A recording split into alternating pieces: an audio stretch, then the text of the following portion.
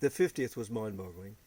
Bikes didn't stop on Main Street or Lozelle in Junction for 24 hours a day for 10 days. It was just overwhelming.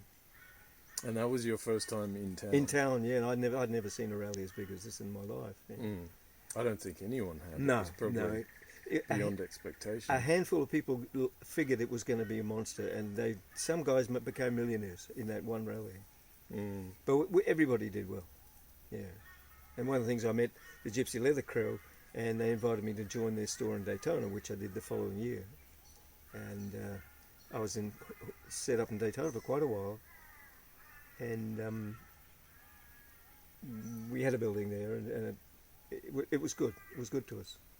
But and so during that time, you were still doing the rally in Sturgis? Yes, and I don't think I'd registered Sturgis Jewelry Company, but I was always setting up in somebody's store. More often than not, Walter Dyer from Walter Dyer Leather in Framingham, Massachusetts, I would set up with him because I got on with those guys really well, and we had a lot of laughs. Right.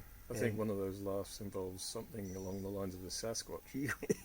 Yeah, it was funny. I was always parked outside the back of the building in my van, and the rest of the crew, because there were 2 or 3 different vendors, and the Walter Dyer guys, were upstairs on the top of that building.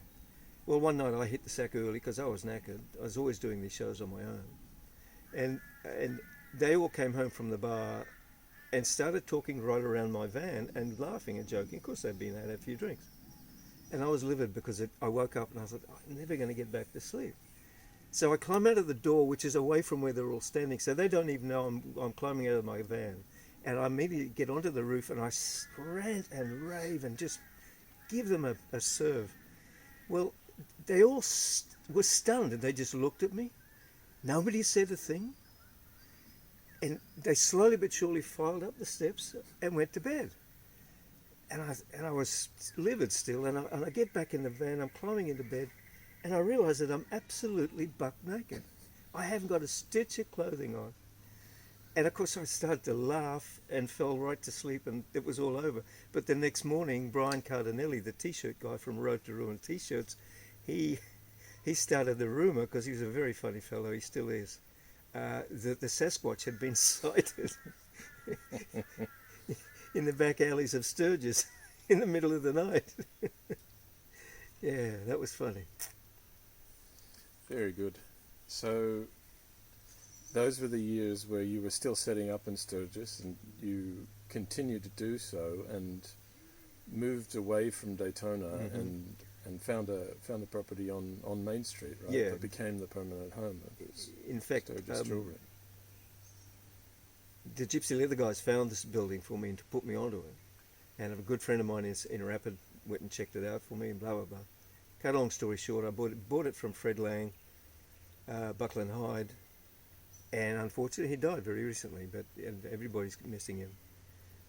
He was a cantankerous guy, but a really good man. Really good man. Yeah.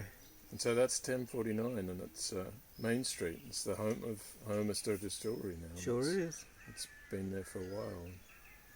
Yeah, it was around those times that you started teaching me how to make the jewelry as well, and I got involved. Yes, it was you finished grade 12 the year your mum died, and you took a year off after that, and you spent 6 months in the workshop, and he learnt everything except for the wax carving, which is the real skill. And you either got it or you haven't, but everything else about the jewelry Saul knew, he knows backwards. So yeah, it's an interesting process. I'm glad that I know it backwards and continue to be involved. And that's the beauty of the business. We're a family outfit. We're very small, and our home is in 1049 Main Street. In America, will be. And you've seen Joanna there for the last at least 4 years. She and Heidi run the show now. Unfortunately, we can't make it this year. No. It's a bit of a strange year, particularly as it's the 80th. But that's the way we all roll with these punches, I guess. It's how we learn how to do it. Get on with it. Yes, indeed. Yeah, we can't make it. We're not allowed to leave But we'll be there again soon.